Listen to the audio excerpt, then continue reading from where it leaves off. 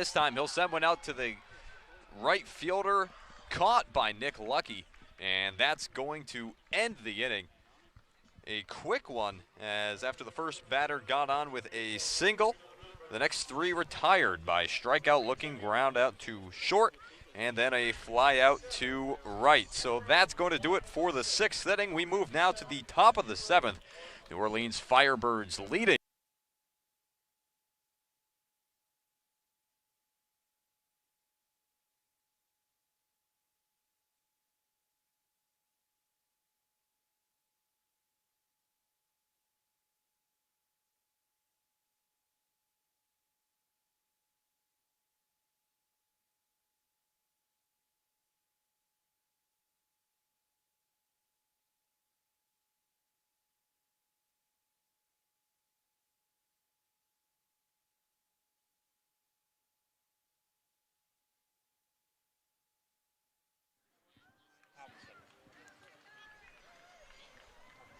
Seventh inning from Eldridge Park. Colin Casey joined by Tim Foley on opening night 2021 Cape Cod Baseball League season. Orleans hanging on to a 4-0 lead, and they will go to their third pitcher of the ball game. This time it's the right-hander Carter Smith. Smith, who relieves Michael Polk, and guess not surprisingly, after going with a Georgia and followed by another Georgia. This time we're going across the country to BYU as Carter Smith, the Lehigh, Utah native, had terrific command this past season with BYU, just walking 16 guys over 41 innings. Was a WCC honorable mention with a 3.95 ERA, and he will be tasked with facing the bottom of the Harwich Mariners order, starting with left fielder Cade Beloso, who is 1 for 2 with a single. Yeah, this part of the order for Harwich has not been so successful. You mentioned Beloso 1 for 2, but that's the only hit that these three batters combined have been able to collect, a collective 1 for 6 on the evening. Smith primarily used as a reliever, only made 5 starts with a 1-4 record in 19 appearances. First pitch is fouled down the left field line by Beloso.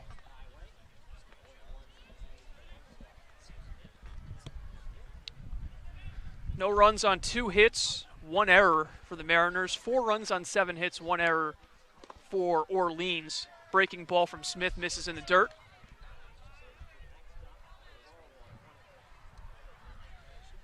Yeah, Orleans was quiet to start the game. I mean, the first 6 being retired in order, but then they started to put it together. Hit in the third inning. Of course, that was a solo shot, couple of hits in the fourth. Line drive right field and a leadoff single. Cade Beloso squares one up, and for the first time in the ball game, the Mariners have the leadoff man on base.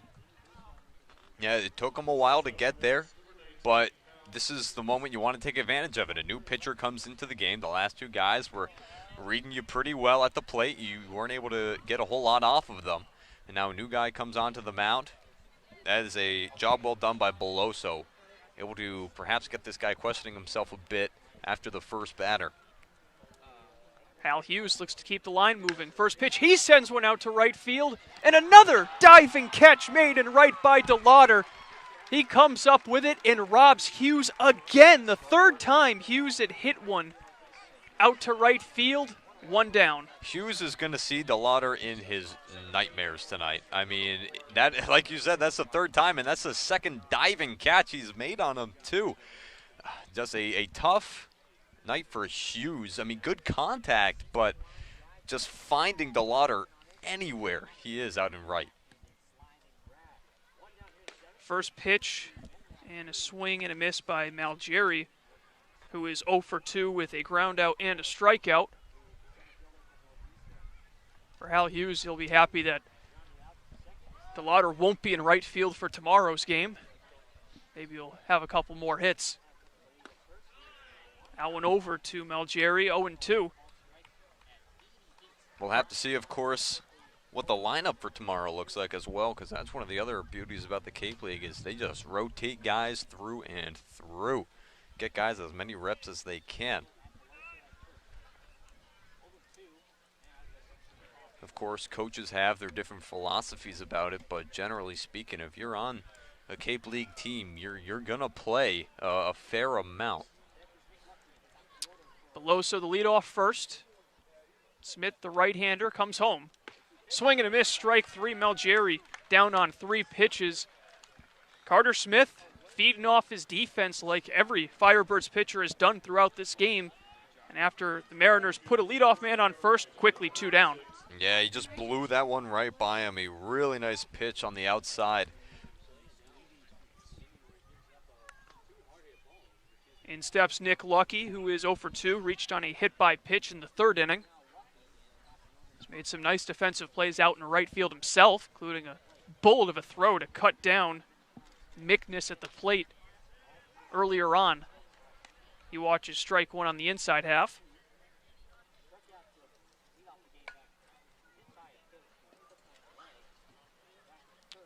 Michael Polk in line for the win, should the score hold. Loss would be for Nick Sinicola. There's a swing and a foul tip for strike 2. Not really indicative, though, of Sinicola. He was pretty strong outside of the home run for Julio Marcano. Went 4 innings, giving up 2 runs, 1 earned on 3 hits. Struck out 4 batters. Yeah, not a bad outing at all. 2-strike offering misses down and in. Especially giving the top part of the order for the Firebirds, which when you look at it all on paper, it could be considered the more lethal part of the order. And Sprinkle, McKenzie, and Young, but none of them really finding any success against Sinicola.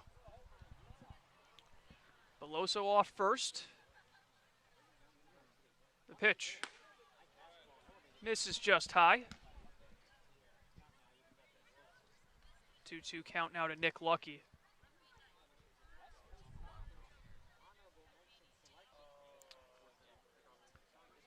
Smith still working from the stretch with a man on.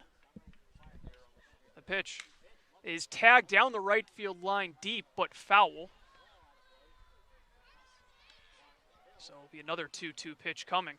That had some nice power to it. I mean, it's pretty short down that right field line, 314, but that was close to the line. Just, of course, easy enough for me to tell him to straighten it out, but he's showing some good power here at the plate right now. 314, the same distance down the line at Yankee Stadium. In right field, the short porch. Used to be even shorter way back in the days of Mantle and Gehrig. Swing and a miss, strike 3. Lucky unable to come up with that one. Back-to-back strikeouts to end the inning for Carter Smith, who pitches a clean top of the 7th inning. We head to the stretch. Orleans 4, Harwich nothing. You're listening to Mariners Baseball on the Harwich Mariners Radio Network.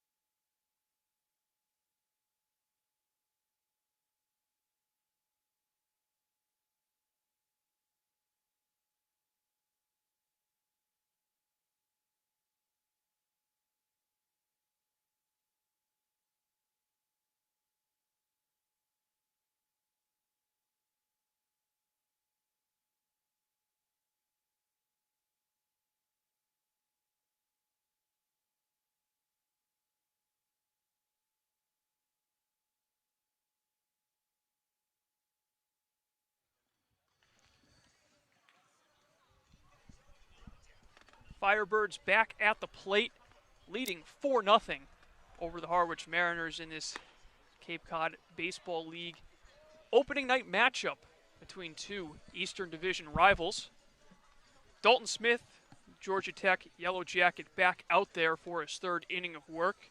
He has surrendered a pair of runs through 2 innings thus far.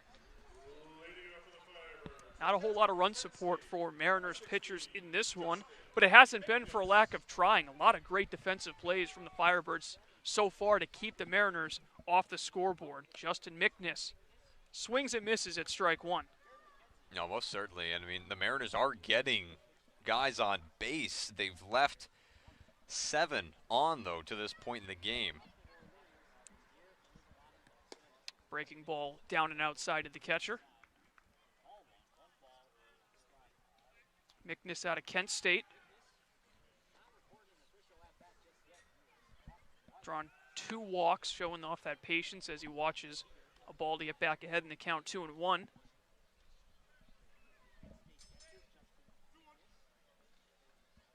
McNiss, the Du Bois, Pennsylvania native, attended Du Bois Central Catholic High School and waves and misses at strike 2.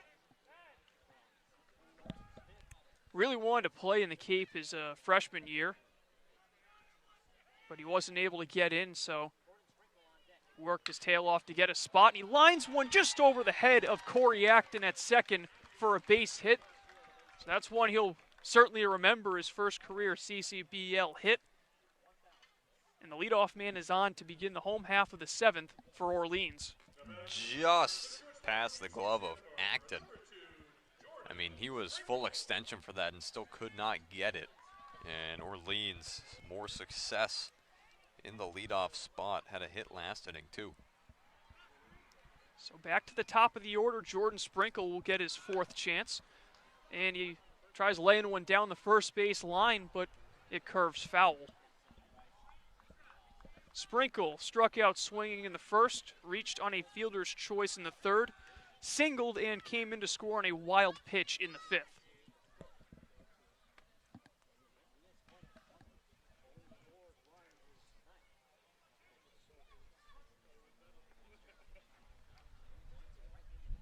Lefty Dalton Smith comes home, skips one in the dirt. It gets through Winkle, goes all the way to the backstop.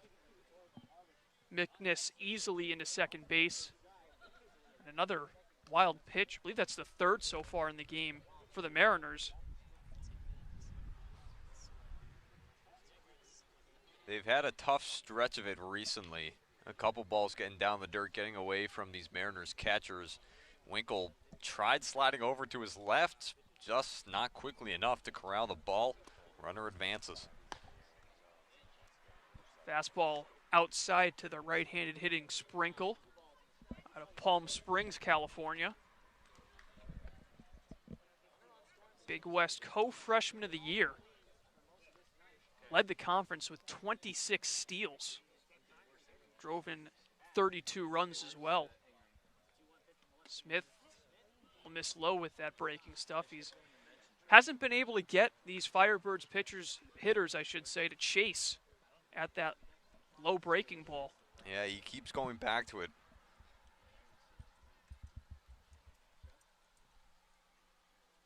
McNiss takes his lead off of second. No one really covering him. Not a huge threat to run, and that pitch misses up and away for ball 4. Jordan Sprinkle draws a walk, and there are now 2 on with nobody out for the Firebirds.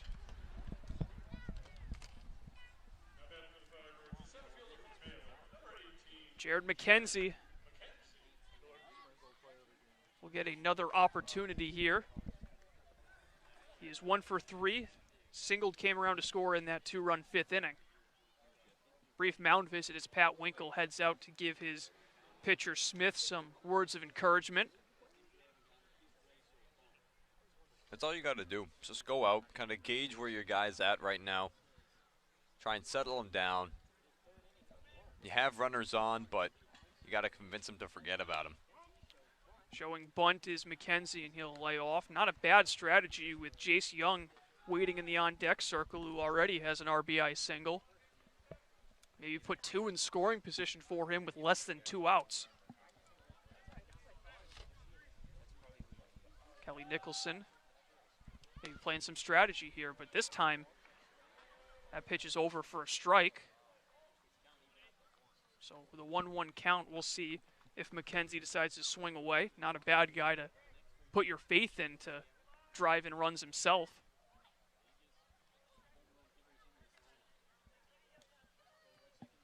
He shows bunt again here, but pulls it back. 10 home runs for Baylor and a .383 batting average his sophomore season.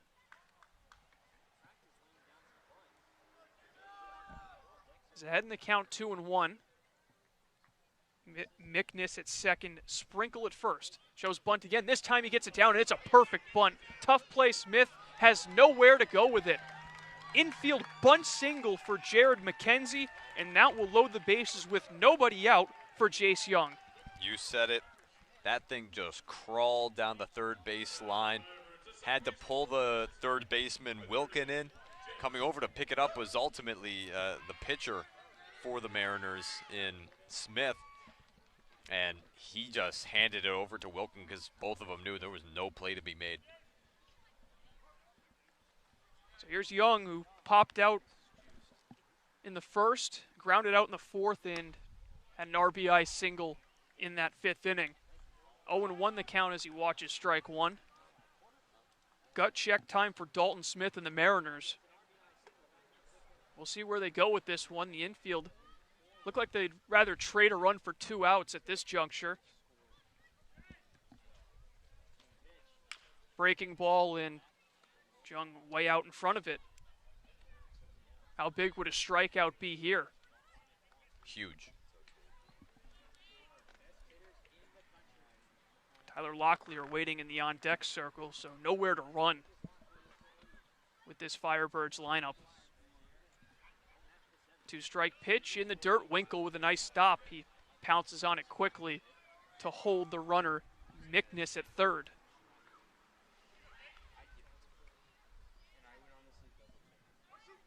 Bottom of the seventh, 4-0 Orleans.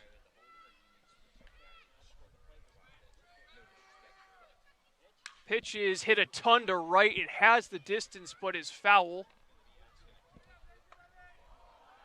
It's heading towards my car, so hopefully it didn't hit it. Although that'd be a cool story to tell one day when Jace Young's tearing it up in the majors. Maybe get him to cover you for the cost. I sure hope so. Another 2-strike pitch, misses outside. Count even at 2-2.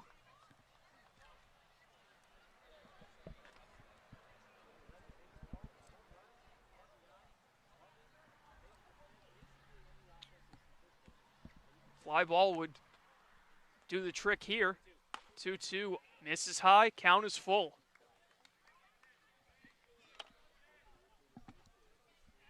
Just a lot of stuff missing the zone, kind of letting these batters really pick what they want.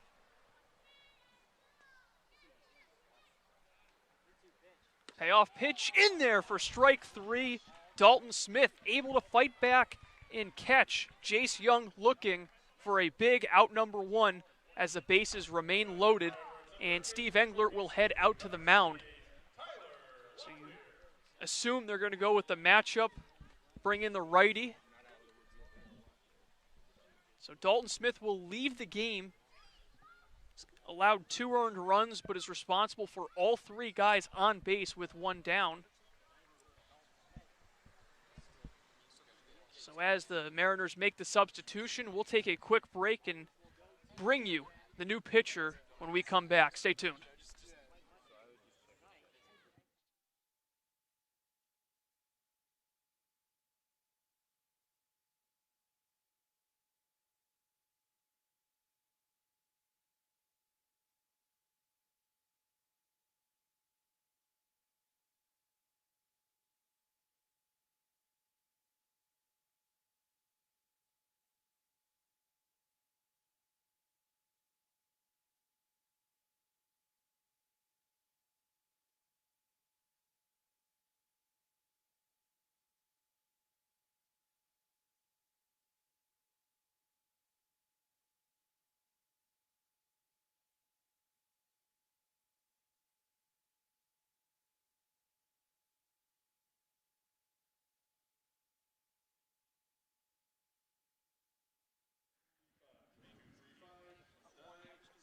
Bottom of the 7th inning from Orleans. The Firebirds lead the Mariners 4-0. Bases loaded, 1 out.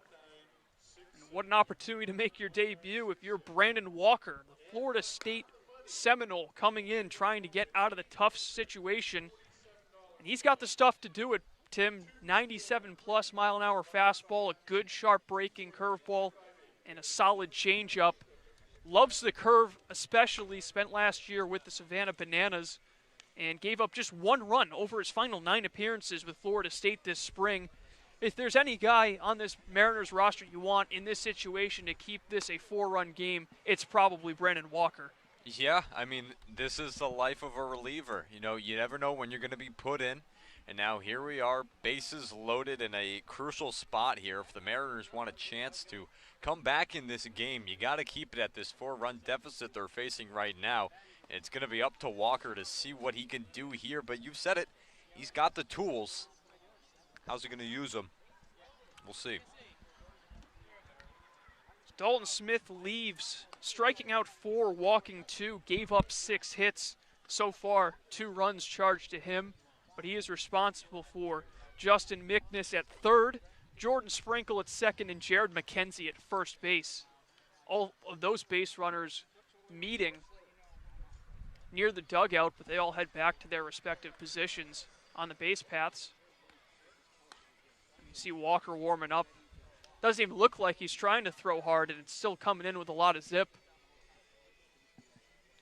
Walker, as a senior in high school for North Florida Christian High School, went 8-2 with an even 1 ERA, struck out 88 batters. So he certainly has the stuff to rack up a bunch of strikeouts. He could use one here, but a ground ball might just get the job done as well, as Tyler Locklear will be the first batter he faces. Locklear, 1 for 2 with a walk, a single, and a run scored.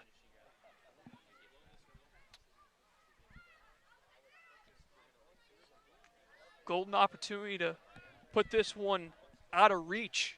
Ball in the gap certainly would do that. Walker working from the stretch. Comes set. And his first pitch, fastball. Check swingy. Got a piece of it. Strike 1. Don't have a radar gun right now here at Eldridge Park, but I can assure you that was well into the high 90s. Yeah, I tell you, all the scouts behind the dugout perked up a bit after that one. Goes back to the fastball, but misses outside this time.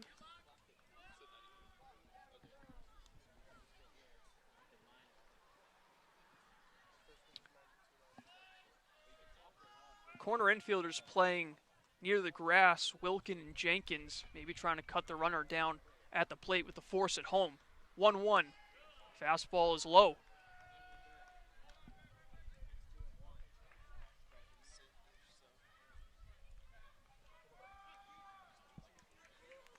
Locklear, of course, a real patient hitter. Going to make you earn every single strike on the mound. 2-1 from Walker. Hit hard but foul off to the right. Right at Nauset Middle School. Went off the roof. That's part of the reason why these nets are up there. Had that ball been a little bit lower, that was going to come in real hot towards a crowd of spectators.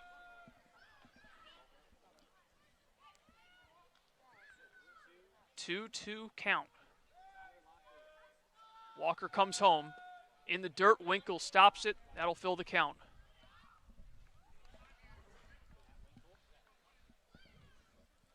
I mean, he's shown some stuff in this at-bat. He's got some heat, but struggling a bit on the control aspect of things right now, as typically you will find with some of these guys who can really sling it.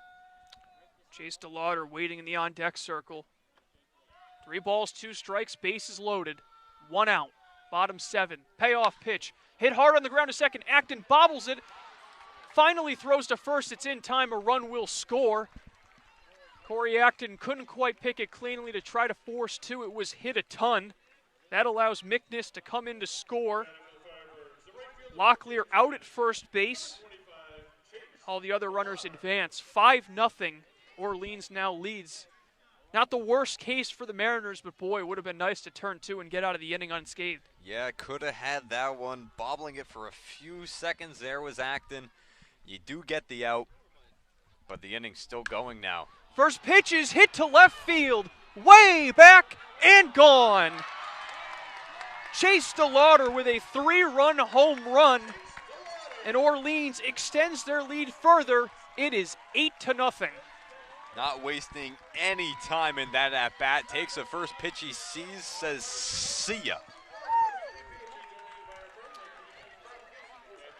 So Walker comes in, able to get one out, but the next pitch after that, DeLauder was waiting for it. James Madison University product blasts that one out of Eldridge Park. I mean, much like the first home run we saw from Marcano back in the third inning. I mean, that was just clear cut as soon as it came off the bat.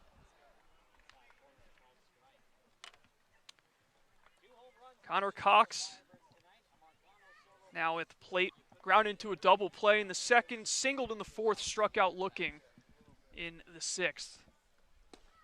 Ball misses in the dirt. Only one of those runs charged to Walker. The rest charged to Smith. That officially closes the book on him. He is charged with 6 earned runs over 2 1/3 innings. Breaking ball in there for a strike.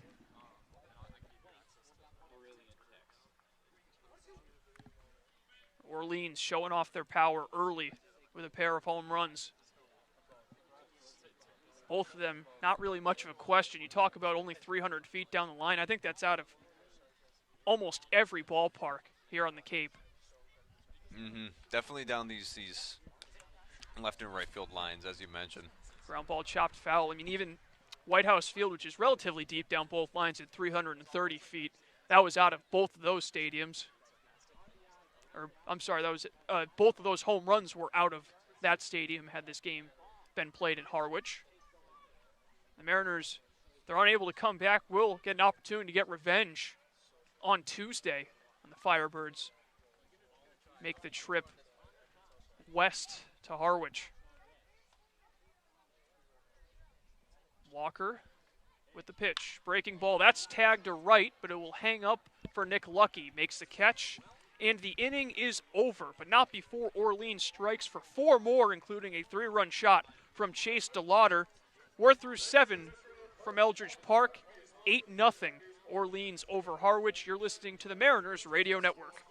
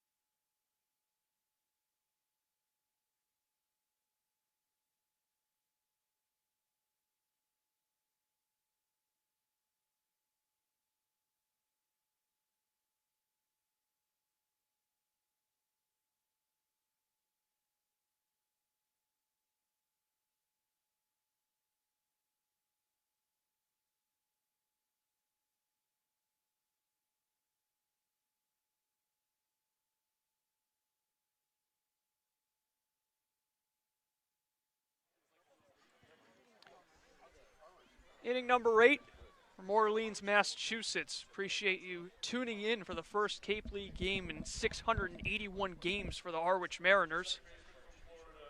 Hasn't exactly gone how Mariners fans had hoped for. They trail 8-0. They look to claw their way back in the final 2 frames. 2019 Harwich Mariner, Corey Acton leading things off, and he watches strike 1. Acton 0 for 2.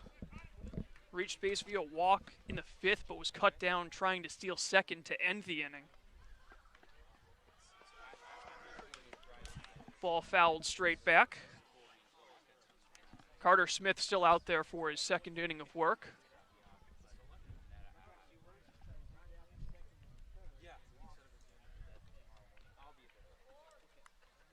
The 0-2 in the dirt, almost got Acton. High steps his way out of the way.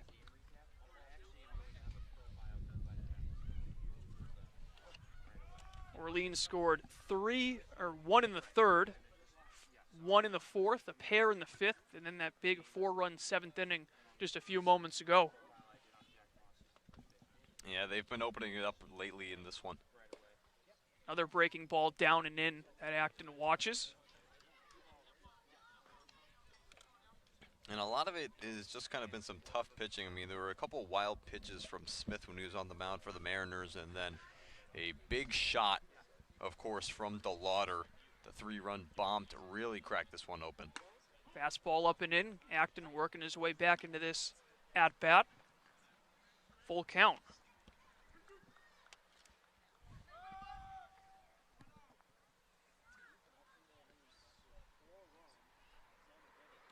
(3-2). Acton stays alive, fouling it straight back. It was here at Eldridge Park last season. By last season, I mean 2 years ago, where Jacob Polish had thrown a no-hitter, complete game no-hitter in a 7-inning effort. First of 2 no-hitters that season for Harwich as Acton fouls another pitch off with a full count.